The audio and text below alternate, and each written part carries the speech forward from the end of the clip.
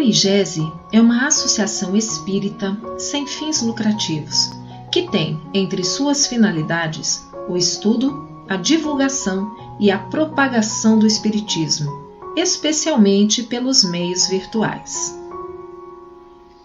Estimular o progresso moral e espiritual do ser humano, levando-o a vivenciar o Evangelho de Jesus à luz da doutrina espírita codificada por Allan Kardec, é também o nosso objetivo. Para isso, o IGESE apresenta diariamente, ao vivo, estudos, entrevistas, palestras, realizadas com a participação de estudiosos do Espiritismo, oferecendo assim conteúdo de qualidade e com fidelidade doutrinária, além de possibilitar a participação e interação com o público, que pode ali colocar as suas dúvidas, as suas opiniões acerca do assunto tratado. Conheça mais sobre o nosso trabalho visitando o canal do IGESE no YouTube. Se inscreva, ative o sininho para as notificações que você receberá todos os conteúdos por nós produzidos. Curta a nossa página no Facebook e nos siga também no Instagram. Curta, compartilhe os vídeos e nos ajude assim a propagar a mensagem do bem.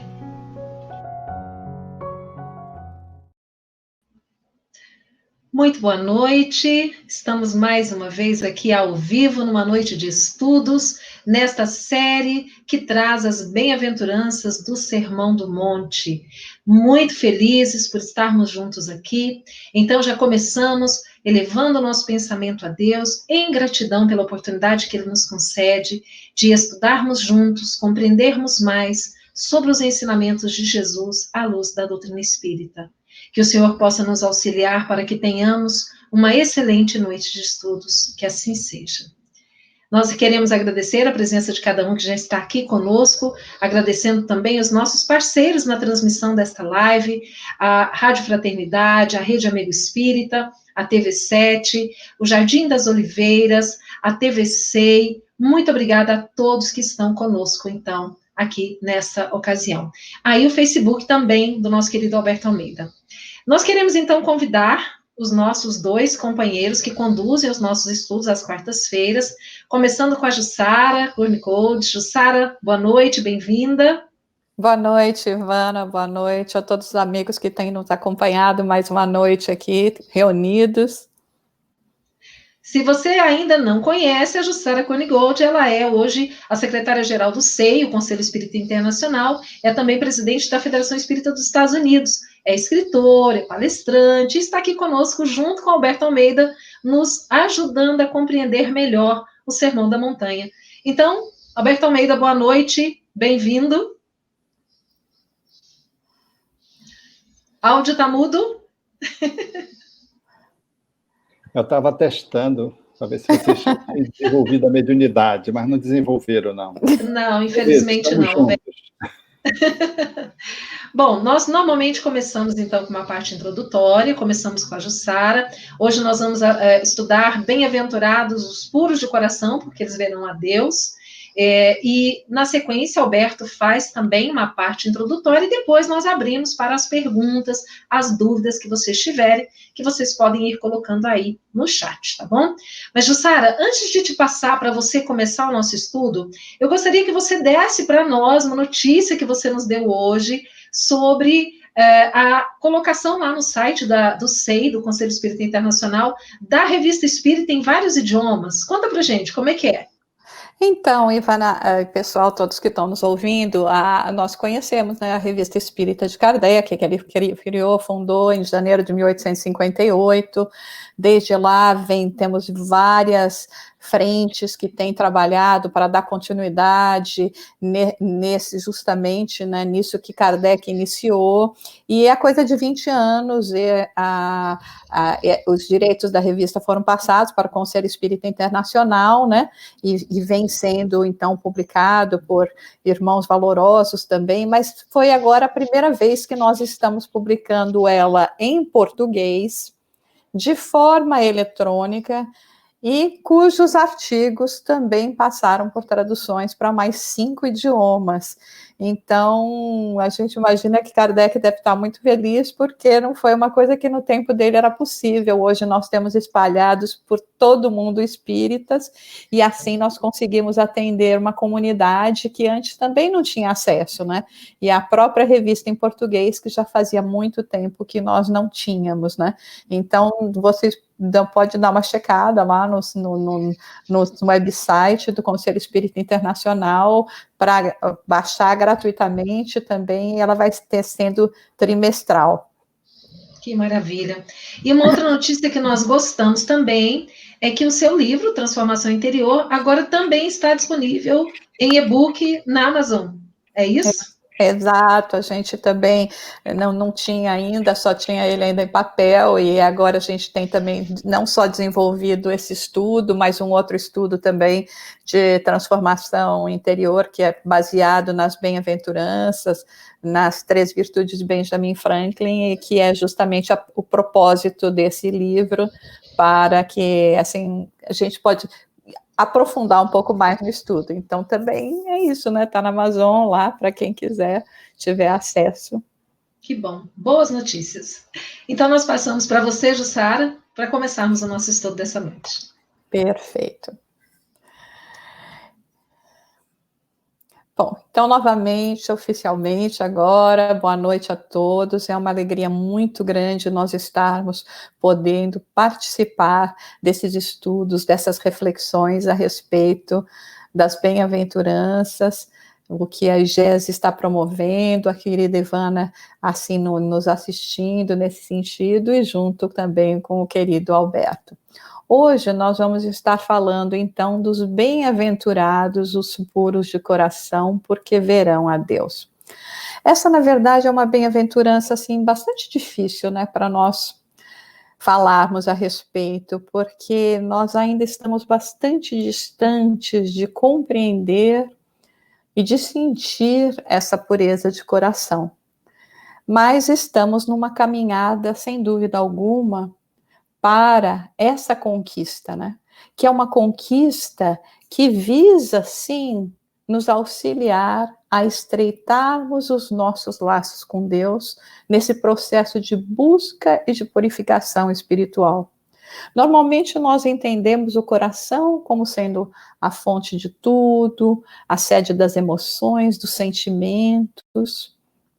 Então, por isso, nesse sentido, nessa classificação, nós entendemos por que Jesus fala de pureza de coração, porque ele representa nós como espíritos imortais.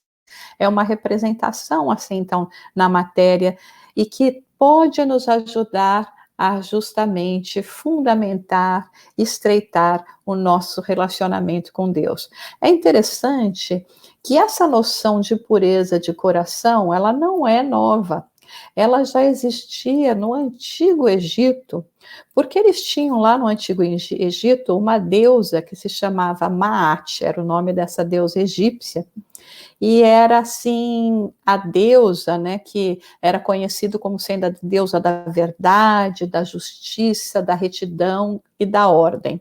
E ela trazia assim na cabeça uma pena de um avestruz. E o que acontecia? Quando a pessoa morria, então entendia-se que ela ia passar por um julgamento. E esse julgamento era que as suas ações, o seu coração ia ser pesado. Então teríamos assim aquela imagem da balança, onde de um lado o morto, né, no caso, colocava o seu coração era colocado neste lado da balança, e do outro lado se colocava a pena que a deusa Maat trazia. E se o seu coração pesasse mais do que a pena, aí significaria que você não tinha ainda essa conquista de pureza de coração. Quando ele se equilibrava, ou até poderia ser mais leve, ele então significava que aquela pessoa trazia um coração bom e puro, e dessa forma ele ia para aquilo que representava sendo o paraíso, né, a morada daqueles que já transpuseram o juízo de Osíris. Então nós vemos que esse conceito, né, de relacionar as nossas ações, os nossos sentimentos, já vinha nos acompanhando através da humanidade. Mas quando Jesus fala sobre a pureza de coração, ele não somente para no sentido de nós compreendermos o que seria essa pureza, porque essa representatividade, mas ele também diz que quando nós conseguirmos esse estágio de purificação, nós podemos assim ver a Deus. E é uma pergunta que Kardec faz aos espíritos, no livro dos Espíritos, a pergunta 244. Então ele pergunta assim, os espíritos veem a Deus? E os espíritos respondem, só os espíritos superiores o veem e compreendem, os inferiores o sentem e adivinham. Então, por quê? Porque à medida em que nós ainda estamos muito conectados, com o nosso espírito muito obscurecido pelo plano material, nós não conseguimos ter uma noção correta, ainda completa, apenas uma visão muito parcial e fragmentada do que seria, assim, o nosso Criador. E Kardec também pergunta nas questões 10 e 11 a respeito se há uma possibilidade de nós compreendermos a natureza íntima de Deus, e os espíritos falam que não, que para isso nos falta o sentido. Então, que sentido seria esse que ele estaria falando, né? E complementam justamente explicando que é o espírito obscurecido pela matéria que não nos permite ainda esse ver a Deus, compreender a natureza íntima de Deus. Apenas quando nós passássemos por um estágio de purificação. Então, nós vemos com isso que nesse nosso processo, né, de transformação moral, de transformação interior, como nos, inclusive, estimula o próprio Kardec no Evangelho segundo o Espiritismo, né, na lição dos seres perfeitos, né, para colocarmos, assim, esforços para essa nossa transformação, à medida que nós vamos procurando esse desenvolvimento, nós vamos vendo que existem essas forças latentes em nós. O próprio Leon Denis já diria que nós tínhamos que descobrir essas faculdades imensas que dormitam em nós e que esperam apenas o nosso esforço para germinar. Veja como estava completamente em sintonia com aquilo que Kardec também falava.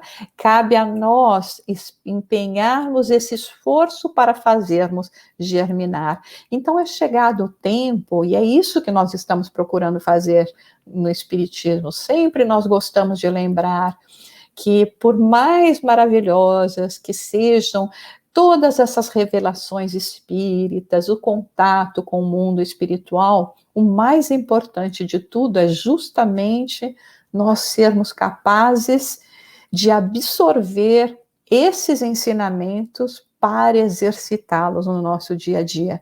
É para isso que o Espiritismo está na nossa vida, é por isso que o Espiritismo é uma filosofia acima de tudo, ele tem que ser uma filosofia de vida, a partir do nosso desejo, da nossa determinação, investindo em nós mesmos para que possamos, então, romper com essas amarras que não nos deixam nos aproximar.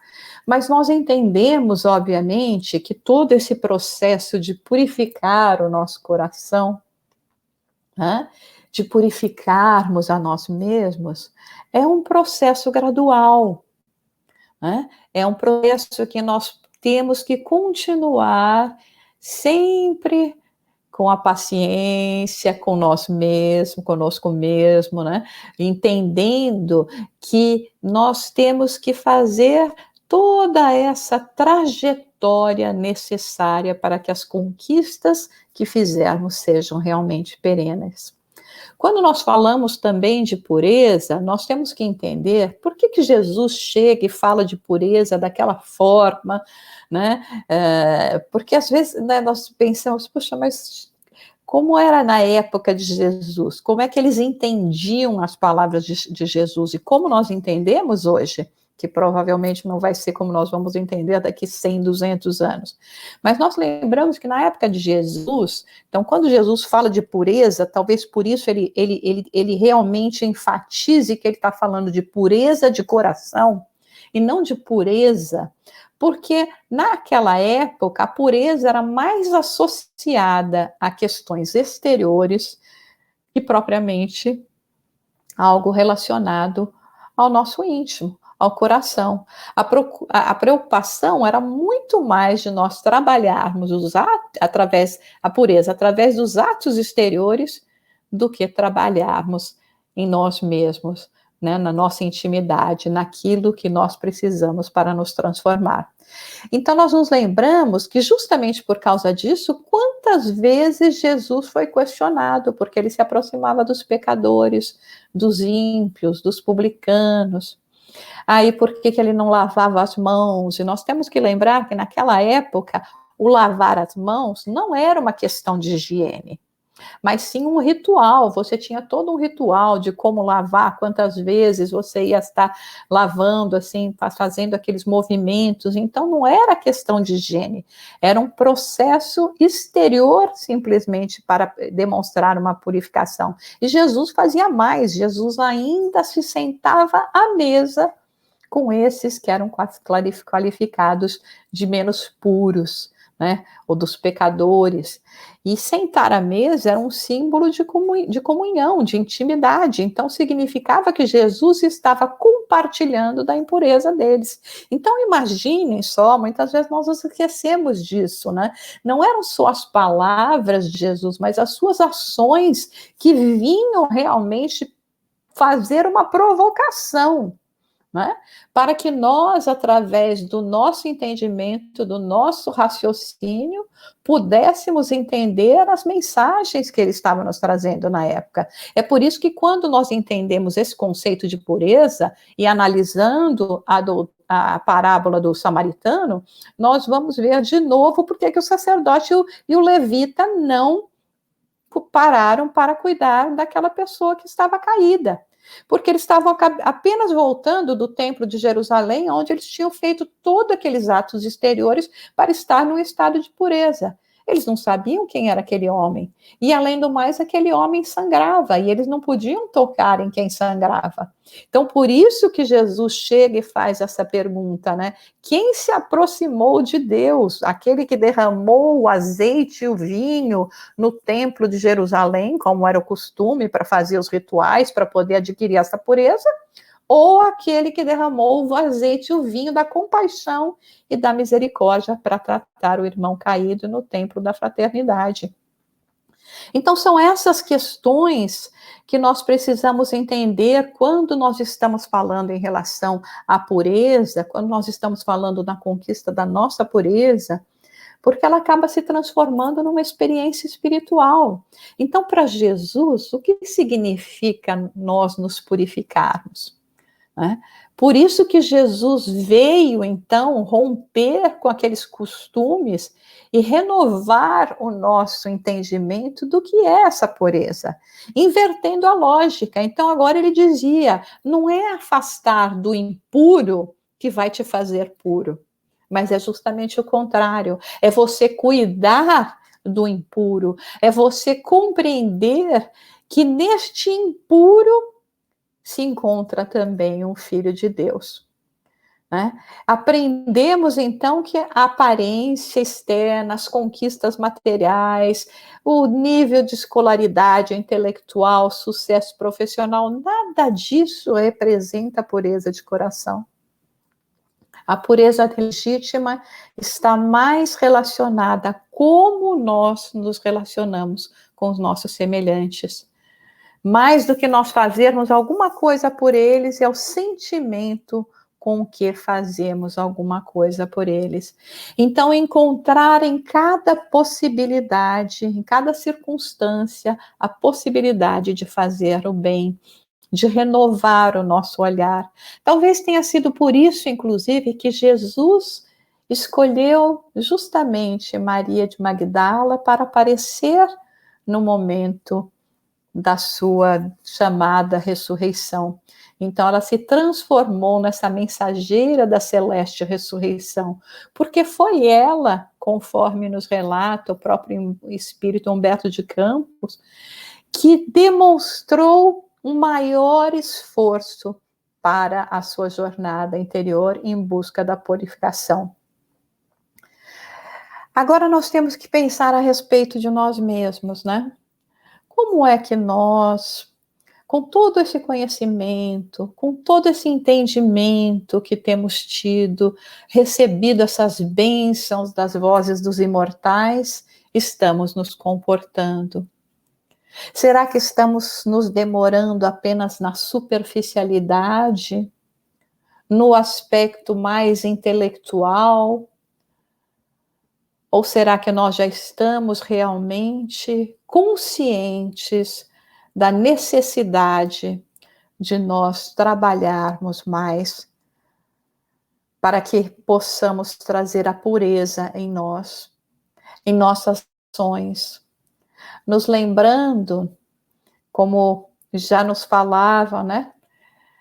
Que daquilo que sai da nossa boca, daquilo está cheio o nosso coração. Mas o verniz do mundo, muitas vezes, não nos permite ver determinadas atitudes. Mas nós estamos sendo acompanhados por uma nuvem de testemunhas. Se esses espíritos nobres chegassem agora perto de nós e nós pudéssemos vê-los, como é que nós nos sentiríamos em relação aos nossos pensamentos, às nossas palavras, às nossas ações?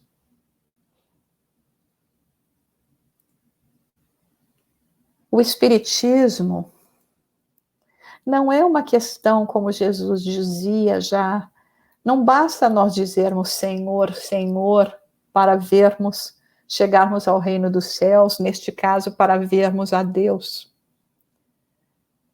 Mais do que ele nos impressionar, ele tem que nos impulsionar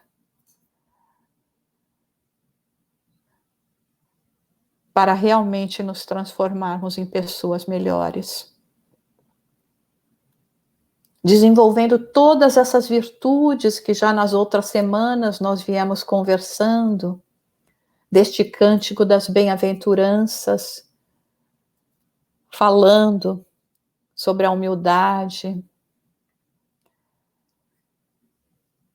falando sobre a mansuetude, as aflições que nos impulsionam, a fome, a sede de justiça, porque chega uma hora nós precisamos de mais. No caminho da misericórdia, quando então começamos a ensaiar nossos primeiros passos para realmente trazermos a pureza em nossos corações. O Espírito Emmanuel tem no livro Refúgio uma mensagem que se chama Pureza de Coração.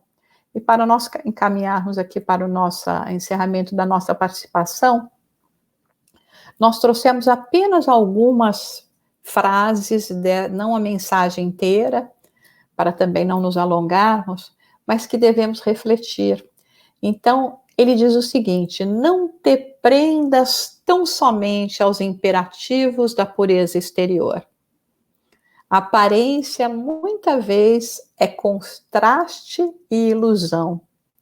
Há pessoas que trajam um linho alvo carregando lodo na consciência. Há crentes que reverenciam a caridade nos templos em que se aproximam das bênçãos dos céus, mal dissimulando o chavascal de ódio e exclusivismo em que se comprazem. Lembremo-nos de que o Senhor se referia à pureza do coração e procuremos cultivá-la conosco em primeiro lugar. O coração limpo clareia os olhos e os ouvidos que, inspirados nele, não conseguem ver e ouvir senão o bem por onde caminham. Esforcemo-nos para encontrar a parte melhor onde estivermos. Busquemos auxiliar a todos, totalizando em nossa fraternidade os velhos, os jovens, os bons, os menos bons, os felizes e infelizes, os sábios e ignorantes, os ricos de luz e os pobres de entendimento.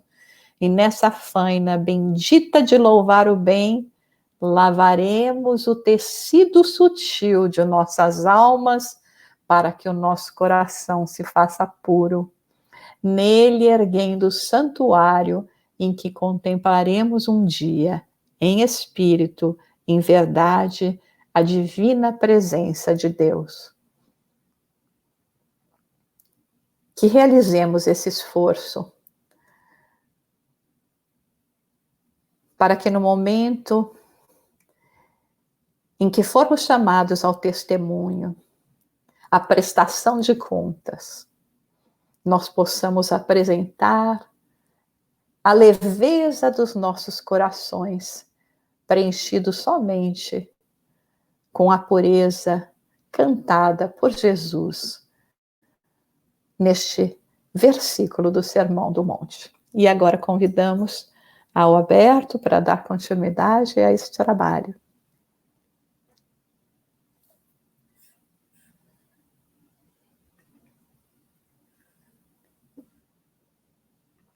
O microfone precisamos.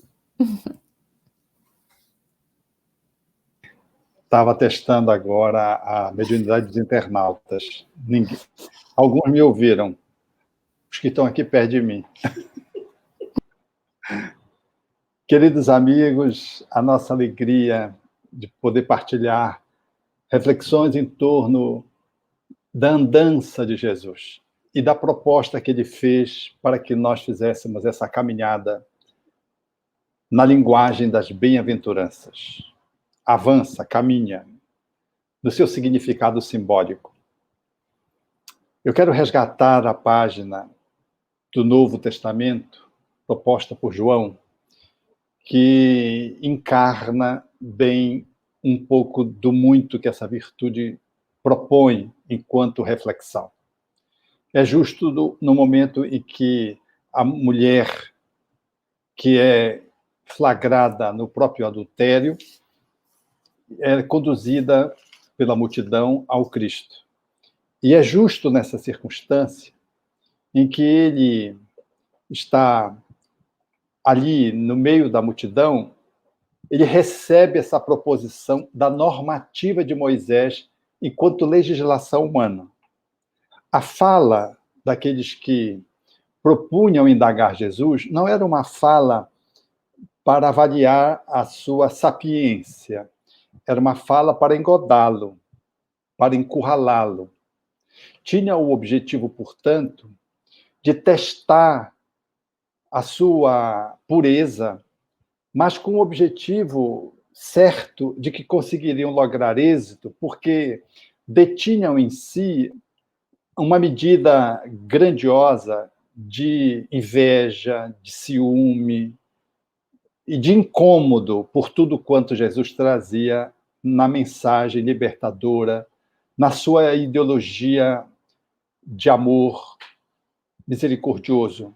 Então, a proposta que a multidão faz é exatamente essa: colocar Moisés, enquanto legislador humano, contra tudo que Jesus trazia, que era a mensagem da divindade, que era a mensagem da pureza, que era a mensagem da misericórdia. Então, eles dizem, esta mulher foi encontrada cometendo o próprio ato de adultério. A lei de Moisés manda apedrejá-la. O que é que tu dizes? Então, era uma sinuca de bico, numa linguagem esportiva. Era, portanto, uma saia justa. Era algo que, inevitavelmente, levaria o mestre a ficar descoberto num cobertor que é muito curto, que se você puxa para cobrir a cabeça, sobra os pés, se você puxa para cobrir os pés, sobra a cabeça. Então, quando essa proposta é feita, narra o evangelista, que Jesus se mantém na posição em que estava e faz o movimento de agachamento, assenta-se. É de bom tom dizer que, no seu tempo, quando alguém ia ensinar, assentava-se. Era a posição dos sábios para ensinar. A pessoa não levantava para falar, ela se assentava. Quando ele está na montanha, fazendo as bem-aventuranças, inclusive iniciando o Sermão da Montanha, ele sobe e assenta-se.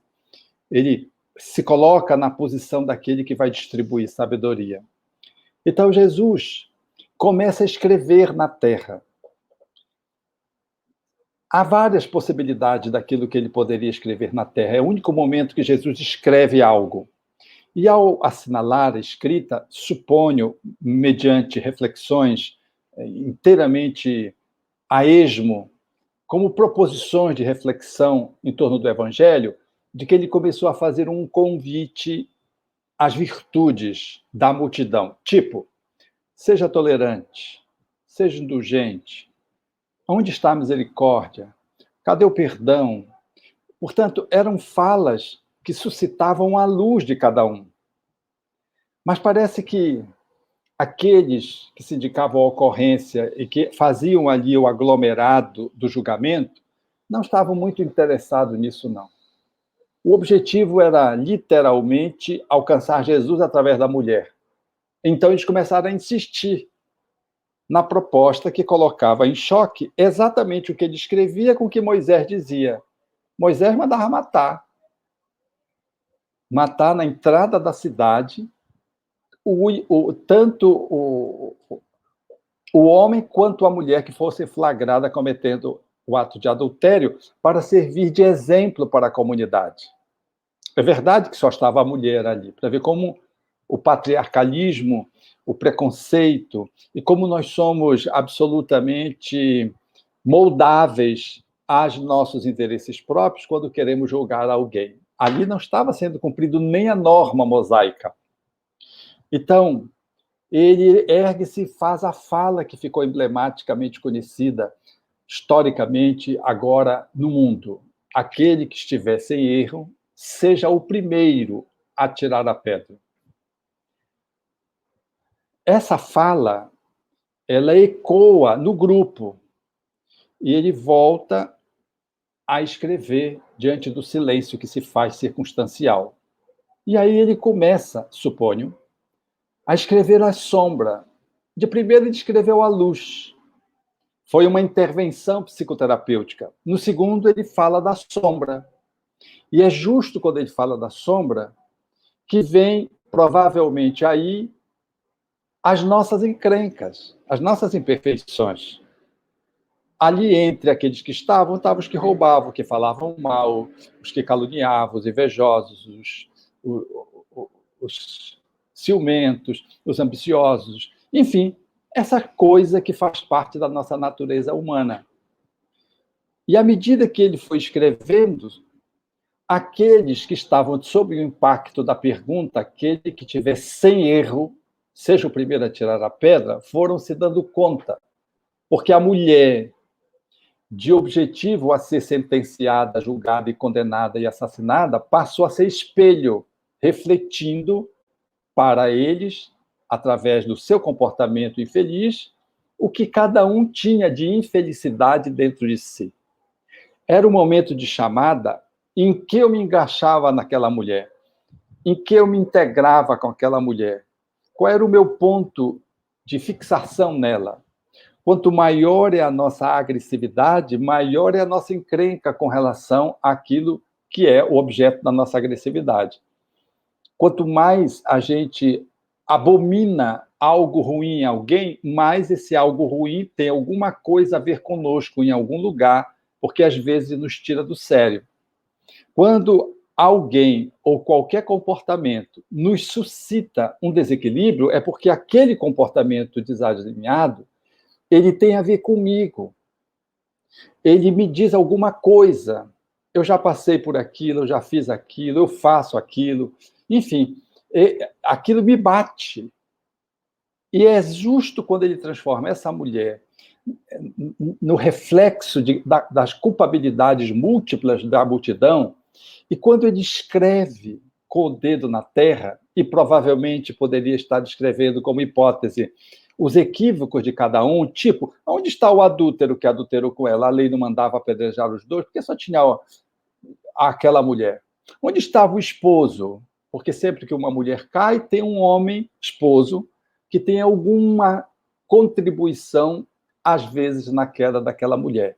Porque ninguém cai sozinho, a gente sempre cai em parceria, como a gente sempre vitoria, vence também em parceria. Então, é nesse momento que os mais velhos se retiram, os mais idosos. Porque quando a gente se cansa de dar mau exemplo, a gente começa a dar bons conselhos. E foi assim que aconteceu. Os mais velhos, depois os mais novos, e curiosamente não ficou ninguém.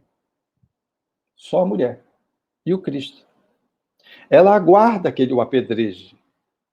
Mas aí ele traz a mensagem, que era a mensagem de superação daquele limite humano que estava posto por Moisés, absolutamente coerente com seu tempo, agressivo na medida que tinha que lidar com um povo bárbaro. Eram processos de justiça punitivos para uma sociedade bárbara, turbulenta, demasiadamente devassa. Então Moisés propôs o apedrejamento. Apedrejar a mulher ou jogar a mulher contra a pedra, que são outras interpretações do que de fato se dava. Ao invés de jogar a pedra na mulher, jogar a mulher à pedra. O primeiro jogar na mulher a pedra. Ela era assassinada assim. E o adúltero também. Então, quando ele está ali e ele representa aquilo que ele escreveu, ele é exatamente a pureza. E a mulher é a sombra, é a imperfeição. Ele é o puro de coração e aquela mulher é a ensombrada, a dita pecadora, a encrencada, que ali simboliza o grupo que tentava matá-la, matando dentro de si a sua sombra, porque quando eu ataco a mulher naquilo que ela se equivoca, eu estou atacando a mim. O que há em mim que eu quero matar naquela mulher. Ou se eu quero, através daquela mulher, alcançar a luz, o Cristo, é porque eu tenho inveja de porque eu não sou a luz, eu quero derrubar o poste. Como eu tenho inveja de não ser a claridade por conta da minha sombra, eu quero detonar quem apresenta a luz, que é muito comum. Uma pessoa virtuosa ser perseguida, ser chovalhada, ser caluniada por aqueles que, por inveja, tentam assassinar a pureza porque não estão numa posição equivalente e movidos por uma encrenca de imperfeição extensa, querem ceifar a luz porque estão na escuridão. Ao invés de acenderem a luz, elas tentam ceifar a luz, apagar a luz, eclipsar a luz, num movimento em vão. Quando a proposta é exatamente ao contrário. É aproveitar da luz para se iluminar, para se banir as sombras internas. Pegar a pureza que se emana para vir ao encontro das minhas imperfeições que eu ainda trago para que eu possa me limpar. E é exatamente isso que ele faz. Onde estão aqueles que te condenavam? Ela diz, eles foram embora, Senhor. Aí ele diz a frase que é emocionante, porque é de uma beleza encantadora e nós ainda não aprendemos a vivê-la nos dias atuais. Ele diz para ela, eu também não te condeno. Então é a frase da pureza, da misericórdia, do aconchego, da indulgência, da tolerância. Ela estava petrificada. Ela estava imobilizada.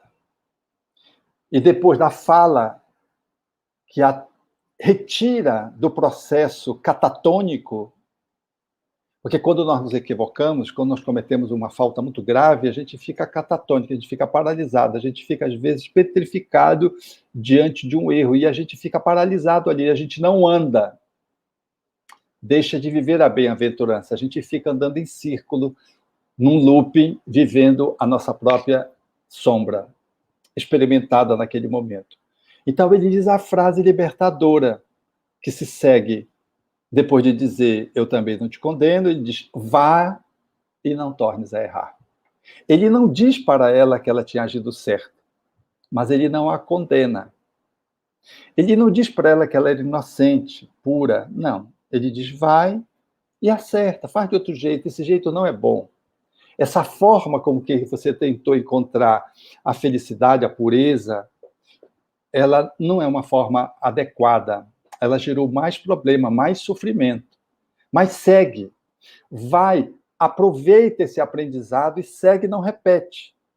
Não faz disso uma repetição, porque esse caminho já leva a um beco, você tem que voltar trazendo mais dor, mais sofrimento. O caminho da liberdade é outro, vai. Então, é aí que está a metáfora, exatamente da pureza e da impureza máxima, ou do self com o ego atrapalhado, e essa comunicação que se estabelece da pureza, acolhendo a sombra para que ela se desfaça. Eu revoquei isso, porque era exatamente a tradição de Moisés, enquanto lei humana, que propunha a movimentação, a regulamentação do comportamento e que as pessoas estavam usando para checar a pureza de Jesus. Mas não conseguiram, porque quem é puro é puro. Ele desvendou a hipocrisia de todos, ou a ignorância de alguns, ou a manipulação de muitos. E acolheu a mulher. Fez com a mulher o que era para que eles fizessem, se tivessem um relativo grau de pureza dentro de si, pelo menos o silêncio. Então, é nesse ponto que eu resgato a necessidade de nós olharmos para o hoje nosso, porque a proposta que Jesus faz quando os discípulos são questionados, junto com o próprio mestre, a partir dos fariseus e dos publicanos e dos saduceus, que dizem, mas não lavaram as mãos. Como é que os teus discípulos comem sem lavar as mãos? Então, e aí Jesus retruca, fazendo menção aos profetas que já diziam que as pessoas honravam Deus com a boca, com a fala, mas guardavam o coração à sombra, a impureza, a fornicação, o adultério. Então ele diz, não é o que entra pela boca, é o que sai do coração que contamina o homem. Ele faz uma análise que é uma análise profunda, mostrando que é de dentro para fora que se estabelece a pureza, não é de fora para dentro. E ele faz isso com uma eloquência imensa. Quando diz sepulcros caiados, no outro momento, era exatamente a pureza por fora, o túmulo, né? Caiado, branco, e por dentro a decomposição. Ademoestando a época, aqueles que viviam mais em função da normativa humana em detrimento do interior, que era a lei divina. Quando ele cura o cego de nascença, e os fariseus vão ao encontro dele, já querendo sempre pegá-lo em erro, para terem motivo de levar à crucificação, que foi o com que culminou, os fariseus o acusam, porque ele tinha curado o cego num dia de sábado. Então, quando esse questionamento é feito a ele, ele faz uma fala que é muito linda, dizendo, o sábado foi feito para o homem, não é o homem que foi feito para o sábado. A lei humana é feita para o homem, não é o homem feito para a lei humana. Quando a lei não está adequada, você reformula a lei, você ajusta a lei. E essa lei humana ela vai se aperfeiçoando, se aproximando da divina, à medida que o progresso vai se dando. Nós não criamos uma lei para ela ser perene, nós criamos uma lei para dar conta das nossas necessidades circunstanciais. Quando ela já não serve, a gente substitui. A gente altera a lei de um condomínio, a lei agora, por exemplo, da pandemia, a gente vai alterando a lei, ela vai se mudando à medida que a pandemia vai cedendo. A Carta Magna de um país, a gente altera quando o país dá-se conta de que aquelas leis gerais, constitucionais, elas não dão conta mais de atender a necessidade do povo. Aí se ajusta. São leis humanas.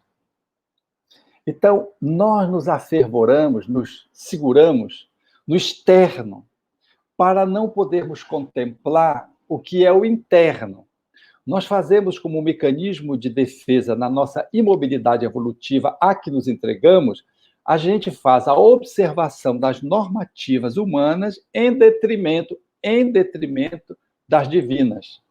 Então, na linguagem lá da época, lavavam as mãos, mas o coração não tinha nada a ver com Deus, porque o comportamento era um comportamento interior, devasso, impuro. As mãos estavam limpas. Era como Nicodemos fez, lavou as mãos, limpou as mãos. Ele limpa as mãos, lava as mãos e diz: vou lavar as mãos do sangue desse justo. Ele diz que é justo. Ele diz que ele está errando. Então, ele lava a mão, como lava a mão até hoje, os que têm transtorno obsessivo compulsivo, os que têm toque, numa tentativa de lavando fora, lavar a alma. O que a gente faz fora é uma tentativa patética de fazer dentro.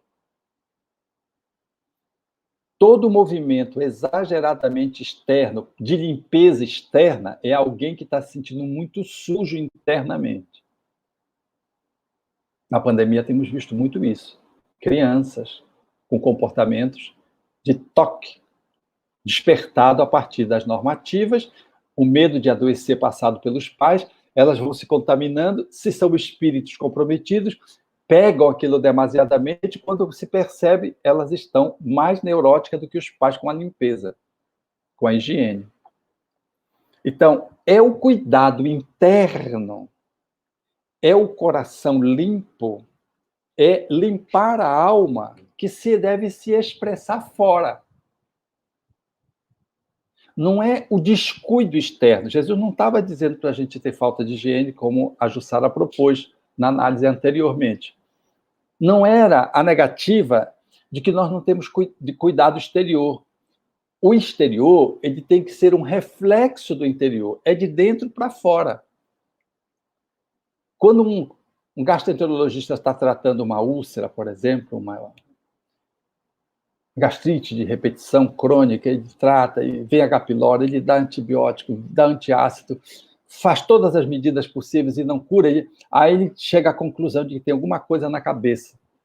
Aí ele sugere que se procure tratar o estresse, a emoção. É porque está vindo de dentro para fora. Quando você tira um câncer e ele surge uma metástase em outro lugar, é porque eu tirei o processo externo, mas dentro as coisas não estão bem. E aí surge uma metástase. Às vezes não. Às vezes surge. É que nem no transplante. Porque o órgão transplantado, alguns acolhem na boa, e outros rejeitam o transplante. Aí faz o transplante de novo, rejeita o transplante. A rejeição do transplante não é incompetência do profissional que fez o transplante, não é a má indicação do transplante, é que quem recepciona não dá conta de receber. Aquele órgão transplantado não tem suficientemente pureza, no sentido de sintonia, acolhimento, está de tal modo comprometido karmicamente que não dá conta de poder fazer valer um órgão que foi acoplado. Mesmo que você utilize todos os mecanismos para tentar conter o processo da rejeição, a pessoa rejeita. E outros não. Outros aceitam. Outros acolhem com maior facilidade. O primeiro transplante já funciona, seja de rim, seja de córnea, seja de coração, pulmão, fígado. Então, a rejeição, que significa? Qual é essa impureza? A impureza é o trauma, as dores que eu acumulei e que agora se refletem do perispírito para o corpo, lesa aquele fígado, ou lesa aquele rim, e quando você coloca uma nova peça emprestada de alguém, doada por alguém, transplantada de alguém, não foi suficiente a primeira perda, vai a segunda perda. É a drenagem de dentro para fora de um mecanismo de pureza, de purificação. É o organismo que rejeita porque ele está no movimento de cura. Ele rejeita porque está no movimento de cura. A doença é um movimento de cura da alma, nesse olhar mais sistêmico, mais holístico que o Espiritismo propõe. que a medicina, aos poucos, vai chegando, vai se aproximando, muito próximo da visão indiana, da visão chinesa, do ponto de vista da medicina mais holística, mais global, mais integral. Então, é esse olhar que o Evangelho propõe. É o cuidado com o coração que se expressa fora como pureza. Mas veja como a gente faz até hoje. A gente corre para o culto e depois do culto, dane-se, é com Satanás. Deus no culto, e quando a gente sai, já cumpriu a obrigação com Deus. Então a gente faz um jogo exterior e interiormente a gente continua o mesmo. Do ponto de vista comportamental, a gente usa a religião como culto externo só, não como processo de espiritualização interno. Do ponto de vista comportamental, a gente usa a máscara social, que é o prestígio, o poder, os títulos, a fama, o dinheiro, né? A aparência, e mantém isso, mas lá dentro, às vezes, é um sepulcro caiado. Aqui fora está bonitinho, mas dentro, só Deus sabe. E logo se revela, porque as coisas começam a aparecer. Então, aquela figura impoluta por fora é poluída por dentro. Então, a gente aprimora a máscara, mas não cuida da nossa interioridade. Então, do que adianta ter uma máscara, uma função social nobre, sendo uma pessoa não nobre? Do que adianta uma pessoa que é absolutamente nefasta valer-se de um paletó, de uma gravata, de adornos, de ouro, de penduricalhos vários, se dentro a pessoa tem mau cheiro? Então, o olhar que o Evangelho propõe é um olhar do caminho que é de dentro para fora, é do coração para fora. O coração fala e expõe pela boca o que está cheio dentro dele. O que é que está cheio o coração? Qual é a proposta de Jesus? A pureza, a limpeza, esse movimento, que é um movimento lento, devagar, mas é definitivo, é de dentro para fora. Então, é o investimento no interior, na dimensão mais profunda do ser, para o exterior. Não tem nada de mais a pessoa ser bonita, se vestir bem, ter título, não é isso que a gente está falando. Se apresentar bem, ter uma condecoração, nada disso. Agora, o que faz uma pessoa não é a condecoração, não é a vestimenta, é o que ela é por dentro. Ela pode ser uma pessoa absolutamente perversa, travestida de cordeiro, mas é lobo, na linguagem de Jesus da época. Cuidado com os lobos. Então, a proposta de pureza é uma proposta muito silenciosa, de espiritualização interna, que está além da máscara, que está além do ego, que vai ao encontro da nossa natureza essencial, do nosso eu crístico, do Cristo interno, para estruturar o ego e para banir a sombra, iluminando também o corpo e a máscara. Porque na medida que a pureza vai dentro, ela se expressa. Então, ela se expressa para fora. Então, qualquer máscara social, qualquer função que a pessoa desenvolva, ela vai desenvolver muito bem, com coerência, vai congruente, alinhada, sem snobismo, sem prepotência, sem arrogância, sem achar que ela é porque ela, a máscara é, o título é e ela é mais do que os outros. Não, ela não faz isso, ela faz com humildade. E faz bem. O seu corpo traz saúde de dentro para fora. E pelo quê? Porque ela é uma pessoa que vive mais harmonicamente dentro do seu interior. E aí ela traz mais saúde. Ela cura-se mais rápido dos achaques físicos. Ela veste-se bem, não é para enganar os outros, ela veste-se bem porque ela tem bom gosto. Ela está alinhada por dentro.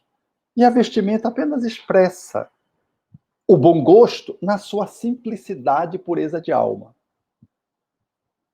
Então, eu queria fazer essas reflexões para poder pensar da nossa realidade cotidiana, aonde é que está a nossa sombra, que a gente tem que se valer desse Cristo na praça pública das nossas relações, para que a gente se despetrifique, como a mulher o fez, e vá, porque a fala do Evangelho é vá. Não é ficar condenado que a gente tem isso, porque aquele hoje sai daqui tudo culpado, porque, meu Deus, não tem...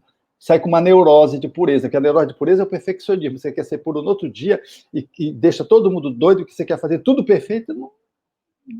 Não, como é que eu posso me aperfeiçoar? Qual é o próximo bom passo? Acolhendo a minha sombra, ouvindo a luz.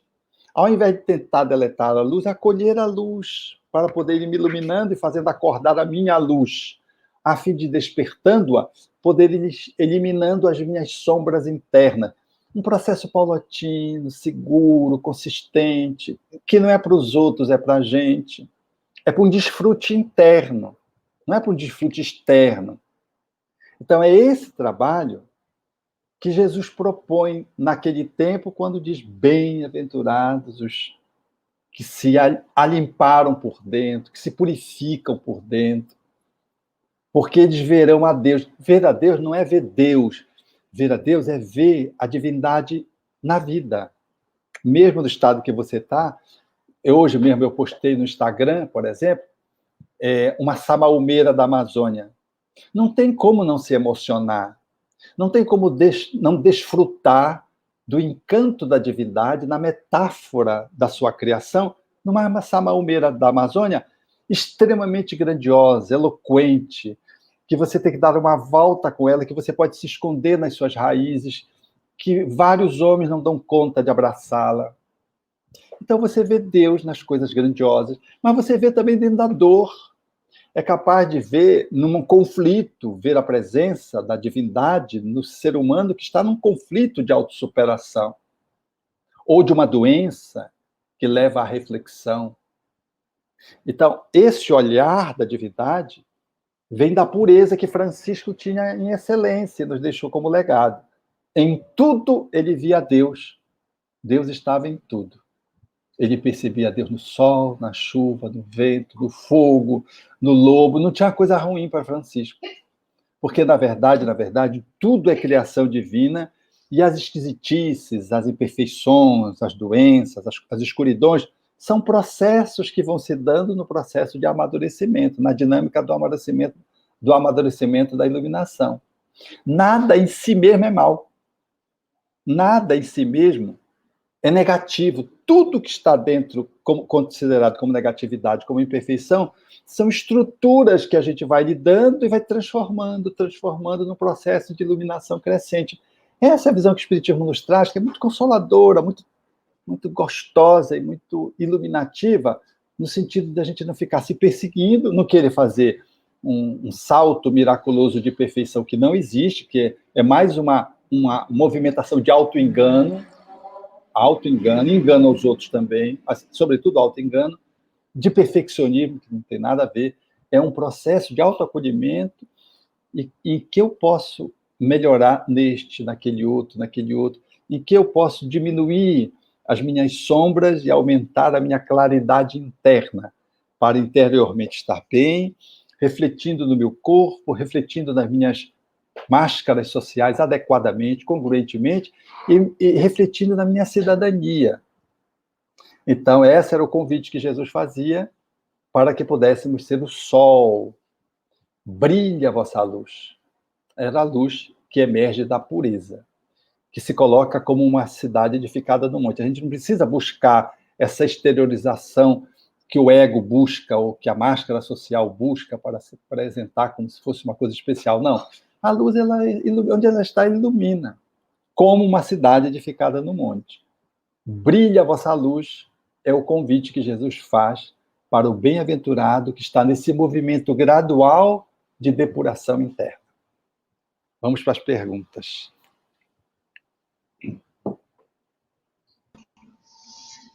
Muito bom. Jussara, antes de mais nada, chegou uma pergunta. A Revista Espírita será gratuita? Acesso gratuito? Áudio está bloqueado. Está testando a nossa mediunidade. Pois é, não, eu achei que você que tinha bloqueado meu áudio, por isso que eu nem dei bola para ele. Não, ela é totalmente gratuita, e é incrível ainda, porque como agora com as vantagens do digital, se você for lá na entrevista do Divaldo e mesmo na obra social do Divaldo, se apertar lá a fotografia, você vai ter uma surpresa. Então, tem umas coisas assim bem interessantes também, tudo gratuitamente. Que bom. Muito bem, gente. Vamos lá visitar, né, o site do SEI. Alberto, veio uma pergunta lá do Facebook, da Aparecida Nogueira, que nos acompanha de Salvador. Ela pergunta o seguinte: por que os puros de coração são os que mais sofrem? Eu não acho que são os que mais sofrem. Os de puro de coração são os que mais doam-se, mais iluminam. É como se dissesse, por que o sol sofre tanto? O sol não sofre, ele só faz iluminar.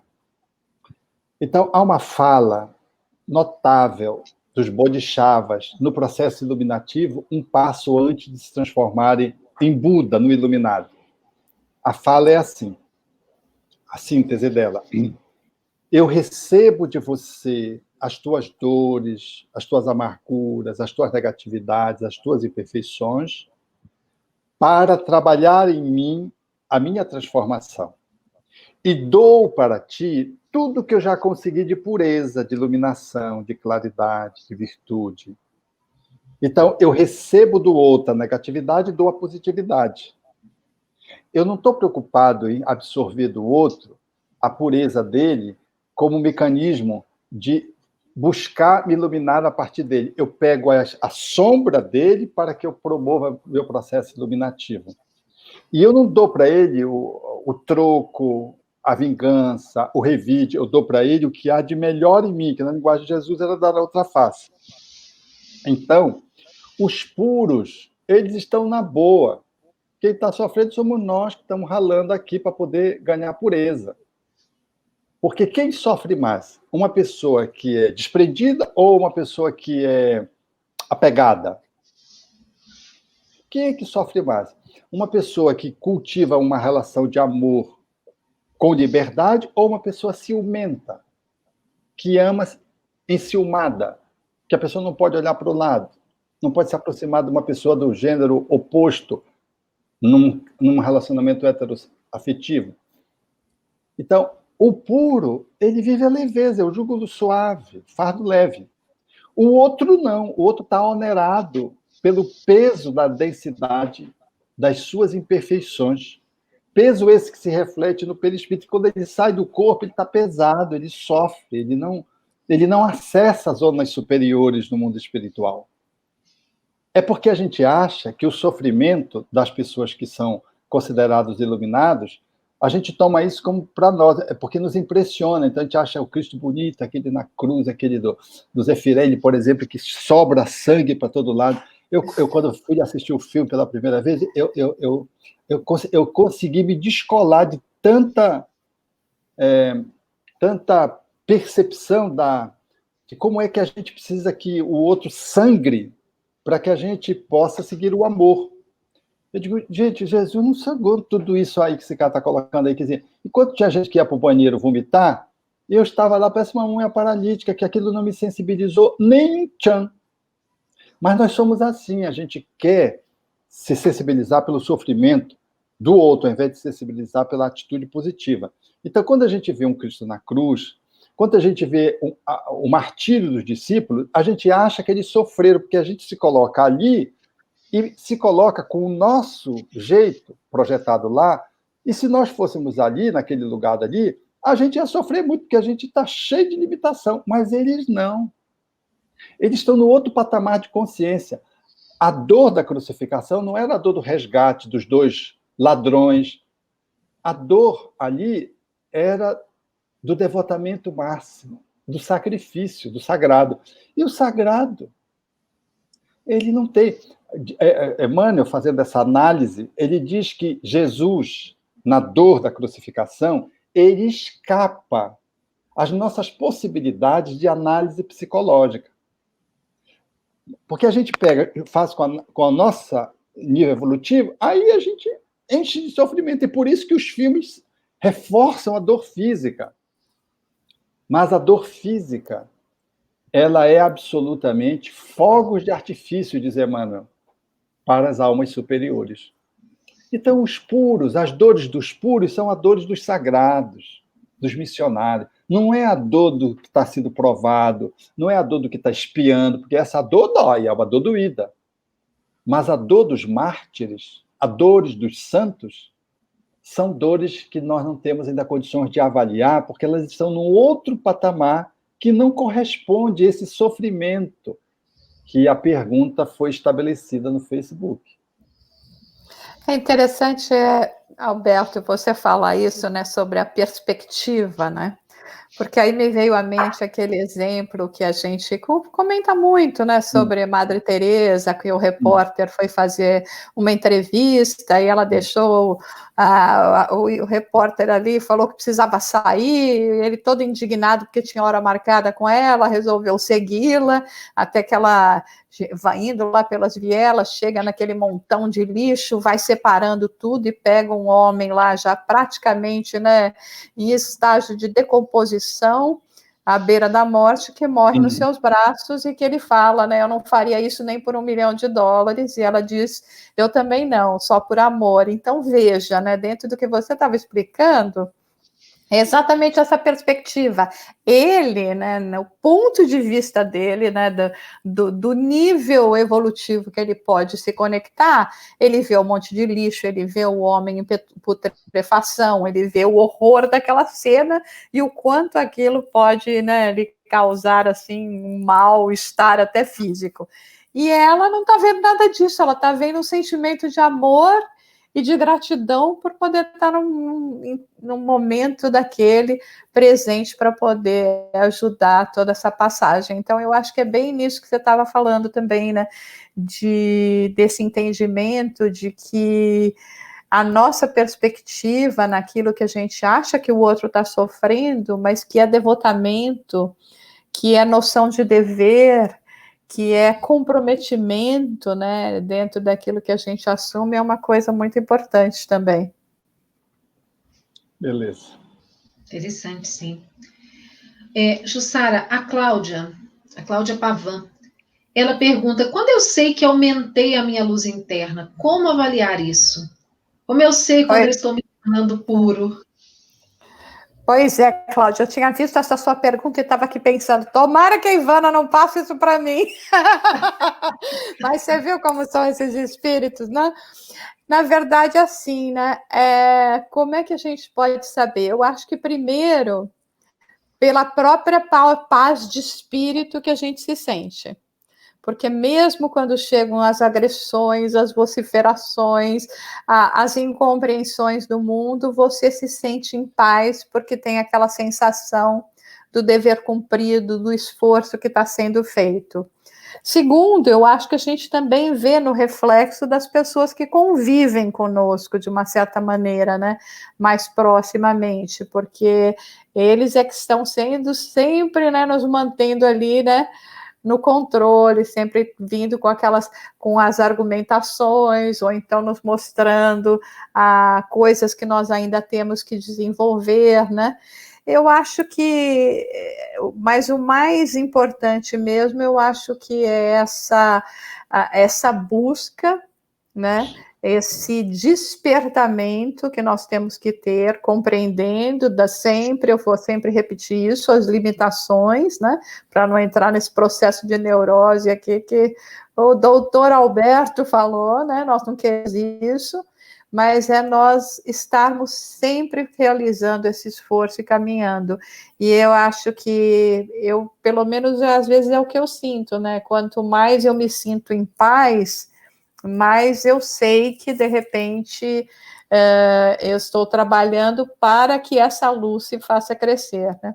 Mas no final do dia, a nossa luz ainda é pequena, né? Ainda temos muito, muito o que fazer para fazer essa luz brilhar. Mas eu acho que é um processo e nós estamos conseguindo fazer isso, estamos caminhando nessa direção.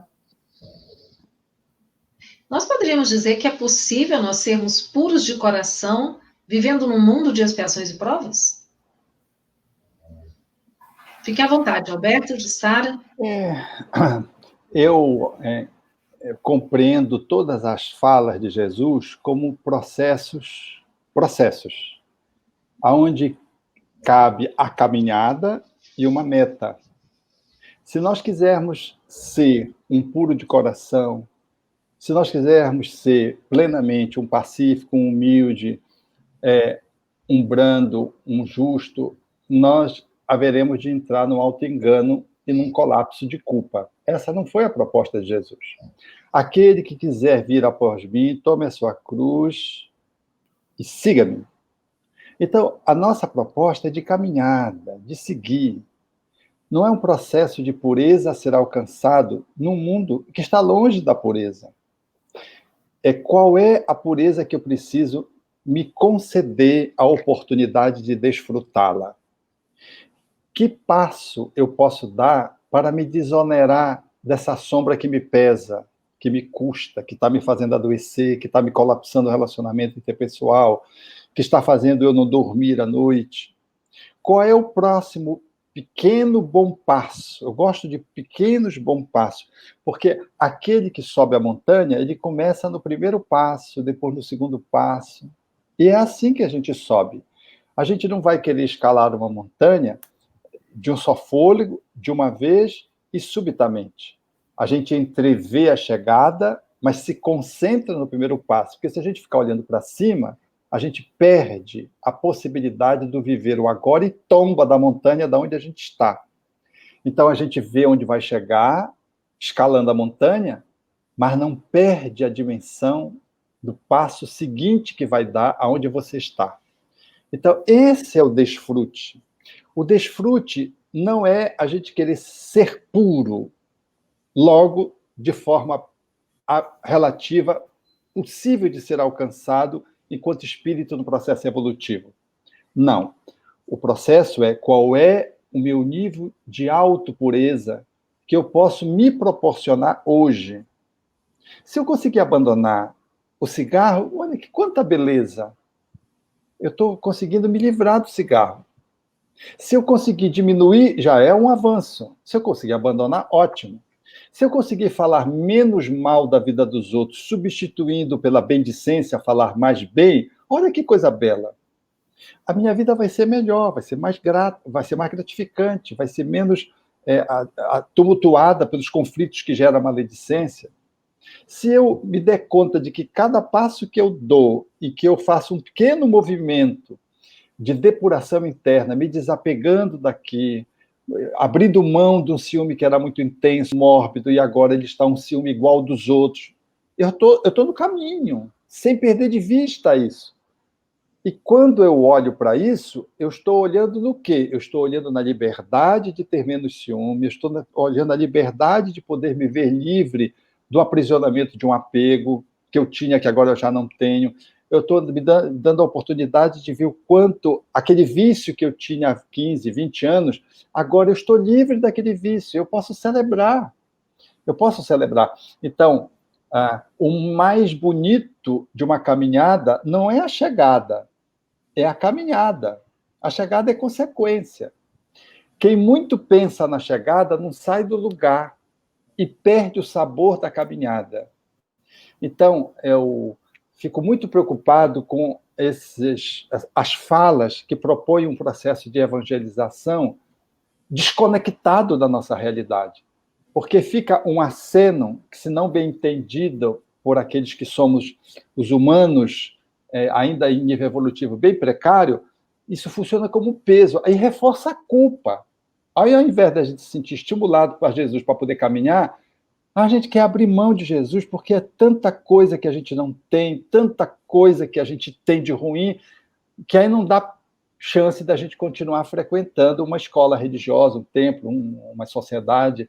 Por quê? Porque Deus passa a ser mais doloroso do que Satanás. Então é melhor Satanás, porque aqui eu vou na igreja, me livro do satanazinho e vou levando a minha vida satânica, do que procurar Deus e não conseguir. Deus está tão distante, está tão... E aí eu me sinto tão culpado com Deus. A minha relação com Deus é uma relação, às vezes, de mais dor do que do danado. Se eu acredito no danado, o Espiritismo, graças a Deus, já excomungou o danado há muito tempo. Nunca incluiu, aliás, não excomungou, nunca incluiu. Então, a nossa relação é uma relação não é de acomodação, é uma relação de desfrute, é uma relação de cada passo poder desfrutar aonde eu estou, com quem eu estou, como eu estou.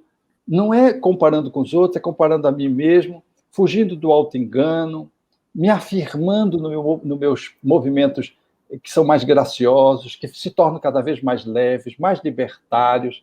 Então, é esse movimento que eu acho que é muito importante para a gente consagrar essa pureza que Jesus faz. Por isso que a metáfora do bem-aventurado é caminhar, avançar. Então, se eu estou avançando, eu estou caminhando, que beleza, eu sei qual é o rumo, eu estou no rumo. Agora eu vou estar preocupado se eu vou chegar daqui a 1 milênio, 2 milênios, 3 milênios. Não, eu estou preocupado em superar o hoje. Amanhã eu possa ser uma melhor cidadã, uma melhor esposa, melhor esposa.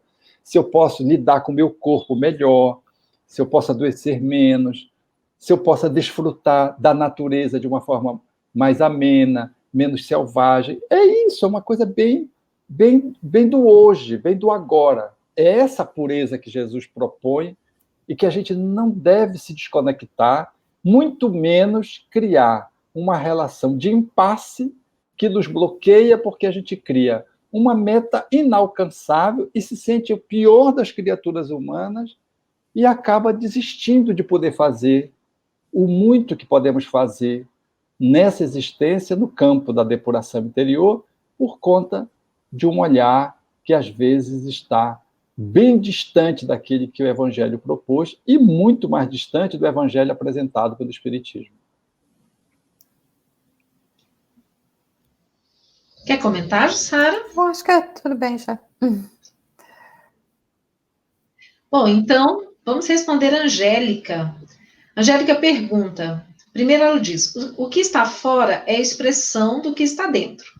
Como limpar o que não temos consciência da sua existência? Então, Angélica, é por isso que sempre toda proposta, né, é aquela proposta que nós citamos tanto, que está presente no Livro dos Espíritos, na questão 919, o conhece-te a ti mesmo, né, e aí Santo Agostinho comentando da necessidade de nós pararmos, de nós refletirmos, analisarmos os nossos comportamentos, porque o que acontece é que muitas vezes, e hoje também que nós temos tantas distrações, nós não estamos prestando muita atenção em nós, nos nossos pensamentos, nós ficamos muito numa superficialidade, sem realmente procurar analisar as raízes de alguns comportamentos que nós estamos apresentando, né? Isso obviamente é mais da área do Alberto do que a minha, mas nós falando dentro do Espiritismo, então fazer esse trabalho de internalização, de procurar entender, ver, analisar o nosso dia a dia, né, e até seguindo o próprio exemplo de Kardec, porque depois a gente não comenta muito o comentário que Kardec faz depois dessas perguntas, que ele chega e fala que nós temos que dar uma resposta que seja sim ou não. Porque muitas vezes, quando nós começamos a nos analisar, e é por isso que nós, às vezes, não chegamos a fundo nesse processo de conhecimento de nós mesmos, de entendimento, né? É que nós começamos assim, você foi bom hoje? Olha, até o meio-dia, o dia estava uma beleza, estava tudo acontecendo fantástico. Mas aí, aquela minha amiga, que normalmente sabe exatamente o que falar para me tirar do sério, me telefonou. Então, isso é que Kardec fala, não pode. Ou você foi ou você não foi. Nós temos que dar respostas honestas para nós mesmos, né? Então, como o Alberto estava falando, é um processo, né? Não dá para a gente imaginar que nós vamos fazer isso do dia para a noite, de uma encarnação para outra. É um processo de muitas encarnações. Mas isso não significa que a gente não tenha que começar. E é isso que nós estamos fazendo agora, e é isso que o Espiritismo veio trazer para nós, esse impulso, essa motivação, o esclarecimento do porquê esse tem que ser o nosso caminho, né? Por que então nós vamos fazer essa viagem interior para podermos trabalhar? Então, seguramente, nos nossos comportamentos, e principalmente naqueles comportamentos que nós não vamos colocar nenhuma censura, ele vai acabar realmente transparecendo aquilo que somos. Como nós falamos no momento da nossa reflexão, sim, nós temos o verniz do mundo, né, nós aprendemos a ser dissimulados, mas chegam situações que nos fazem nós nos apresentarmos sem máscaras. Então, temos que prestar atenção nesses impulsos, né? Nesse sentimento que nós temos, e que muitas vezes, por causa de de como nós temos que nos comportar na sociedade, nós seguramos. Mas se isso vem à tona, nós temos que falar, puxa, está dentro de mim. Eu sou assim ainda, eu ainda sinto dessa maneira. Então, preciso prestar mais atenção, preciso fazer esse trabalho. Mas é um trabalho que todos nós estamos fazendo, que ninguém está sozinho, e que nós estamos aqui justamente para podermos nos ajudarmos mutuamente, para podermos encontrar cada vez mais instrumentos para nos levarem por essa possibilidade de autodescoberta e transformação. Excelente. Agora tem uma pergunta aqui para Alberto. Professor Alberto, um casal cujo homem é alcoólatra, que ofende sua esposa de todas as maneiras, hoje encontra-se gravemente doente, dependente dela. Essa situação pode ser de cura e de perdão entre eles?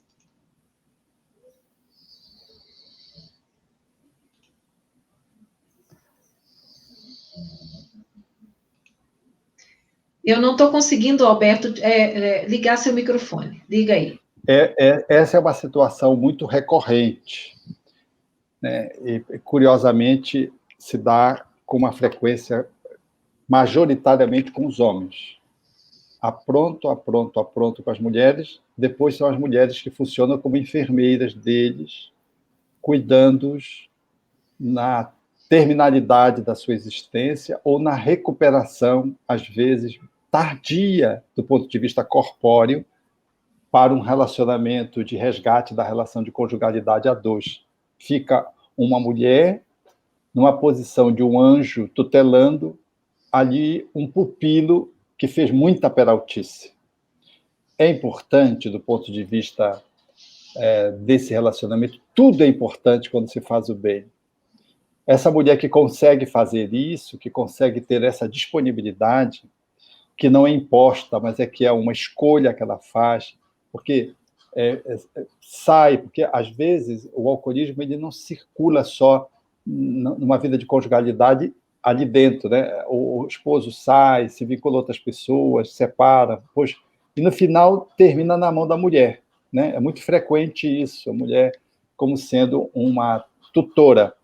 Mas mesmo nessa relação a dois, em que o homem vai se despencando aos poucos e depois fica numa condição muito depreciativa ao lado da companheira, que se mantém, às vezes, ali fiel no seu mandato, é sempre bom, especialmente para a mulher, que faz o seu movimento de iluminação e de depuração enquanto espírito ao lado de alguém que está num processo de decadência na existência. Mas é bom para o homem que tem a demonstração de uma alma que é capaz de amá-lo para além da conjugalidade. Alguém que o ama como irmã, alguém que o ama devotadamente, sacrificialmente, que o cuida com o desvelo de uma mãe, porque a esposa, nessa medida, ela acaba assumindo um papel maternal. E isso, ainda que a conjugalidade tenha se perdido no tempo, há o valor daquele espírito que aproveitou e avançou muito, valendo-se da companhia de alguém que lhe suscitou desenvolver a sua luz e dando a sua luz para aquele parceiro, ele fica isso como um processo de investimento. Diminui as suas agruras, as suas aflições, e ele leva como levou Emmanuel, lá na sua história do cristianismo nascente, e ficou com aquele ícone dentro dele, gravado, né, de tal modo que o motivou depois como combustível para que ele pudesse retomar a sua vida enquanto espírito. Essa mulher, naturalmente, que assume essa posição, eu não posso avaliar essa situação especificamente do perguntador, se tem um processo kármico envolvido, se ela induziu ao alcoolismo em outras existências, ou a queda, que há muitas circunstâncias onde a gente recebe o parceiro ou a parceira de volta. E aquela encrenca que o outro traz, nós temos uma grande participação. Não estamos só devotadamente atendendo, nós estamos resgatando em tempo justo, ao lado daquele que está tombado ao nosso lado, porque a queda do qual ele se vê revestido teve a nossa contribuição, o nosso grande empurrão, como dissemos anteriormente, caímos e levantamos-nos sempre em sistema de parceria. Então, cada situação, portanto, ela vai trazer esse semblante, se é um processo apenas de alguém que tutela aquele espírito amado, ou é alguém que está resgatando junto com ele. Como é que se sabe habitualmente? É porque, normalmente, quem está resgatando reclama, lamuria, não faz de todo numa entrega amorosa, leve, não. É alguém que caminha carregando a sua cruz, que é o parceiro, e está ali num processo gemendo, a gente percebe, portanto, que é um processo a dor de sofrimento. Um conduz, mas conduz dando sinais de que está revendo contas. Quando é um processo amoroso, libertador, de alguém que missionariamente apoia alguém que está ao seu lado, como anjo tutelar, aí é leve. A pessoa cansa, mas não fica lamuriando, não fica queixando, não fica blasfemando, não fica, porque ela está no outro nível de consciência, ela está acolhendo. Ela cansa, revela o seu cansaço, mas não entra na revolta, não entra no processo de às vezes, fazer movimentos de revides. Isso não acontece quando é esse tipo de comportamento. Então, cada um vai avaliando dentro de si. De qualquer modo, tanto numa quanto no outro, a pessoa que se mantém fiel nesse lugar, essa mulher, ela está fazendo o seu melhor e o esposo está se beneficiando dessa contribuição dessa parceira mãe que está lhe acompanhando para além da esposa. Que interessante. Jussara, eu queria que você comentasse um pouquinho sobre um trecho que está no seu livro, Transformação Interior, justamente no estudo sobre essa bem-aventurança. Você coloca assim: como regra, estamos sempre prontos para desculpar as próprias transgressões, fazendo todos os tipos de racionalizações a fim de justificarmos nossos pensamentos e ações. Eu queria que você comentasse para nós. Está um pouco em linha daquilo que nós estávamos falando antes, né? Até quando comentávamos a forma como Kardec nos faz, nos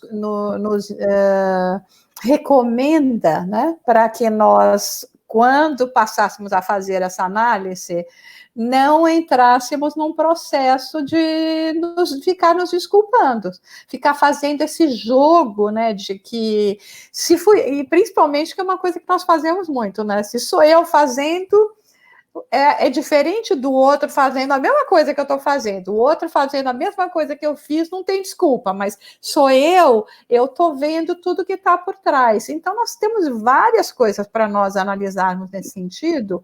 Uma delas é, até justamente com base nisso, nós nos lembrarmos que, em vez de fazermos esse julgamento tão apressado em relação ao comportamento do outro, nós também nos lembrarmos que, se nós estivéssemos fazendo aquilo na nossa circunstância, talvez também estivéssemos procurando nos desculpar por causa que tivemos um dia horrível, porque estamos com um processo de doença, porque acabamos de perder o emprego, qualquer coisa que pode ter nos levado justamente a um comportamento que seguramente mais tarde nós vamos nos arrepender.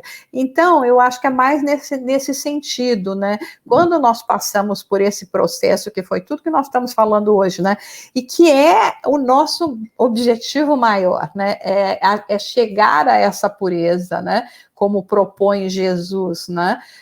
E como disse Alberto, não é que nós vamos imaginar que nós vamos fazer isso nem 1000 anos, né? É dentro das condições que nosso espírito, no nosso processo de evolução se encontra, então nós podemos ir até um limite dentro das nossas possibilidades atuais, mas a gente tem que continuar. Então, e a única forma de eu fazer isso é sendo sincero.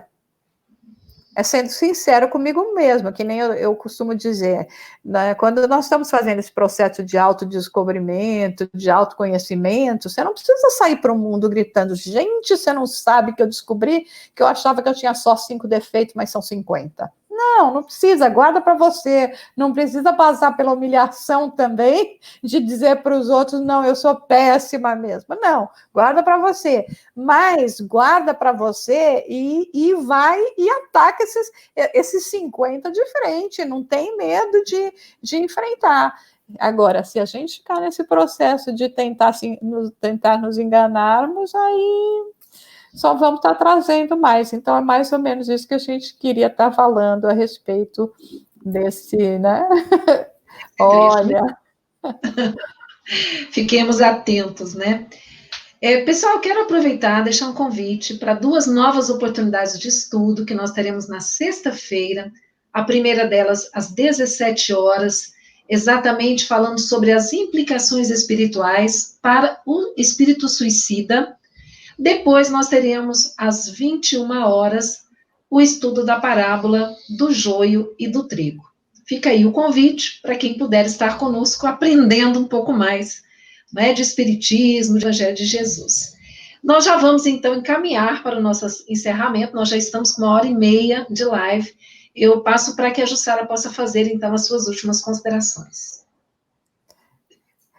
De novo, nós queremos agradecer a oportunidade, vocês todos que estão acompanhando, é sempre uma alegria também ver todo o comentário de vocês, o carinho que vocês estão tendo, né, para poder estar aqui junto conosco. Então, um abraço para todos vocês que estão vendo agora, para todos que vão ver mais tarde, para você, querida Ivana, para você, Alberto, não vejo a hora de aí tomar um açaí com você, do jeito que se deve, com farinha e tudo, né? Com você, a Ivana tem aquela pamonha, é só tirar a linguiça de mim, para mim que não serve. Mas, gente, então é isso. Boa noite, até a próxima semana. Obrigada, Jussara, sempre uma alegria ter você conosco aqui. Alberto, por favor. Eu quero convidar os internautas para que ainda não conhece o Filigranas de Luz, que é um trabalho que a gente faz todo sábado às 19 horas, cujo tema do próximo será o menino, o burro e o velho, às 19 horas no Instagram. E quero dizer aos nossos parceiros de caminhada, que estão linkados na internet, que o homem mais puro que passou pela Terra criou o planeta e veio ele próprio, não só mandou enviados, emissários, ele veio ele mesmo, nasceu num povo pequeno, nasceu numa família simples, viveu a maior parte do tempo no lugar onde não se dava credibilidade, e a sua pureza foi de tal modo grandiosa, porque ele escolheu homens que lembram um pouco a humanidade para compor com ele. Ele não se encastelou em nenhum lugar longe dos outros para compor a sua equipe de trabalho. E depois de convidar e conviver com esses homens, ser traído, de ser negado, culminou o seu encanto e a sua beleza, mostrando que a pureza de quem ama vai além da morte. E disse, pós-morte, que ficaria conosco até o fim dos séculos do mundo. E hoje nós estamos dando sentido a essa profecia de Jesus, fazendo com que ele pudesse estar presente nessa noite, nos convidando a dar o próximo passo no campo da nossa pureza possível de ser alcançada hoje, nesse tempo. Muito obrigada, Alberto. Muito obrigada a todos que estão nos acompanhando aí essas semanas de estudo. Na próxima quarta-feira, então, às 21 horas, nós estaremos juntos novamente para estudar mais uma bem-aventurança. Que todos fiquem com Deus e nós vamos terminar com uma prece cantada. Um grande abraço para todos.